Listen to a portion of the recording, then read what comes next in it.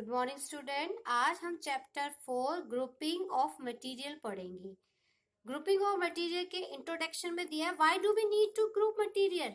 हमें मटेरियल को ग्रुप में करने की क्या जरूरत हुई।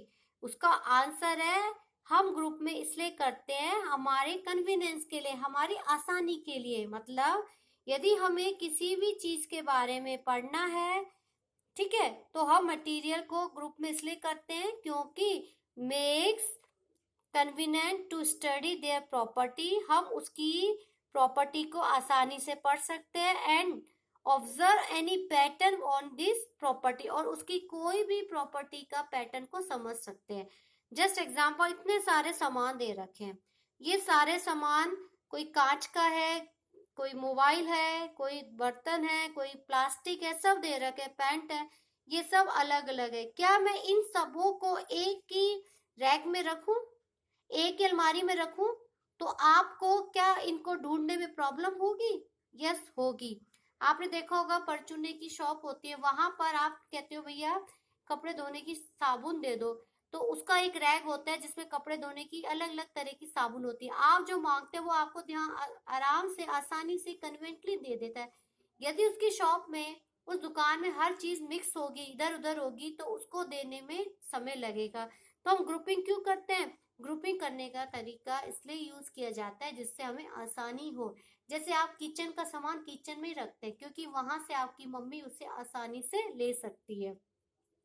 मटीरियल अराउंड अस, हमारे चारों तरफ कई तरह के मटीरियल होते हैं। कुछ मटीरियल आपके ग्लास के बने होते हैं, मेटल के, प्लास्टिक के, वुड के, सब तरह के मटीरियल आपको देखने को मिलते हैं। यहाँ आप मटीरियल देख रहे हो, यहाँ आप ऑब्जेक्ट देख रहे हो। पेन है, प्लास्टिक मेटल से बना है, चेयर इससे बनी है, इस तरह के आप सारे ऑब्जेक्ट देख रहे हो। सेकंड आता है प्रॉपर्टीज ऑफ मटेरियल्स। मटेरियल्स की क्या प्रॉपर्टी है? सबसे पहले होती है appearance. Material usually look different from each other.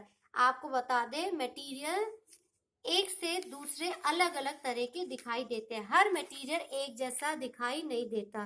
Second कहते हैं मटेरियल में अपनी क्या होती है? लस्टर होता है। Material that have lustre, materials में क्या होते हैं? लस्टर होते हैं। जिन मटेरियल्स में लस्टर होते हैं उनको मेटल के नाम से जाना जाता है। लस्टर मतलब चमक, कुछ मेटल्स चमकीले होते हैं। सेकंड होता है हार्डनेस, कुछ मटेरियल्स आपके हार्ड होते हैं, कुछ सॉफ्ट होते हैं।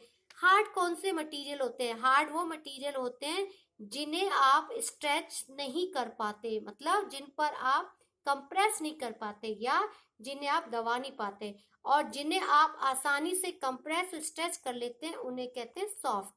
फिर आता है सोल्यूबल और इनसोल्यूबल इन वाटर, कि कुछ मटेरियल, कुछ सब्सटेंस ऐसे होते हैं जो पानी में डिसअपियर हो जाते हैं, मतलब घुल जाते हैं, उन्हें सोल्यूबल कहते हैं। और कुछ ऐसे होते हैं जो पानी में डिसअपियर नहीं होते, डू नॉट डिसअपियर, उन्हें इनसोल्यूबल ऑफ वाटर कहते हैं।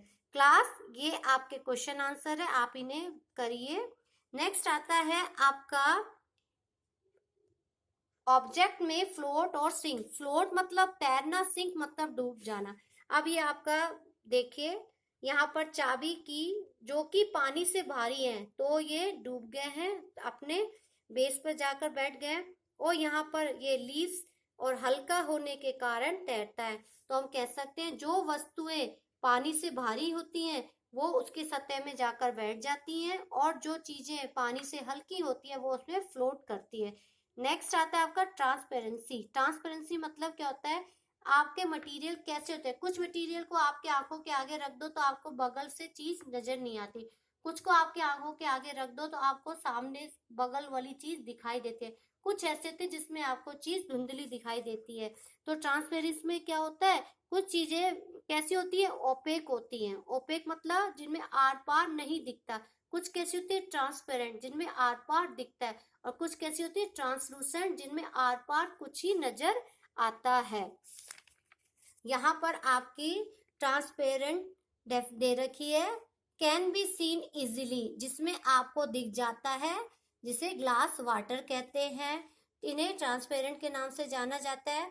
दूसरा, the some other material which are not able to see, जिन्हें हम देख नहीं सकते उन्हें ओपेक कहते हैं।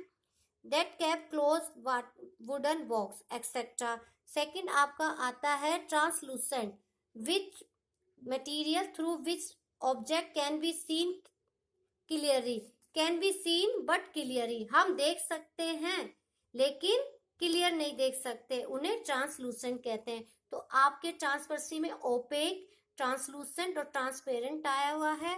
ठीक है, ये आपको याद करने हैं, ये आपके क्वेश्चन आंसर है, ये आपके कीवर्ड हैं जो मैंने आपको नोट्स में लिख कर दिए हैं। यहाँ से आपके क्वेश्चन आंसर स्टार्ट होते हैं। तो आपका ये चैप्टर बताता है कि हमारे चारों तरफ ऑब्जेक्ट होते हैं और वो छोटे बड़े मटेरियल से बनते हैं।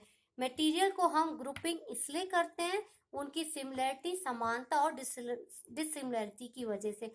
ऐसा करने से हमें उनको ढूंढने में आसानी होती है। मटेरियल, हर तरह का मटेरियल अलग अलग दिखाई देता है। हार्ड होते हैं, सॉफ्ट होते हैं, पानी में सॉल्युबल होते हैं, इनसॉल्युबल होते हैं।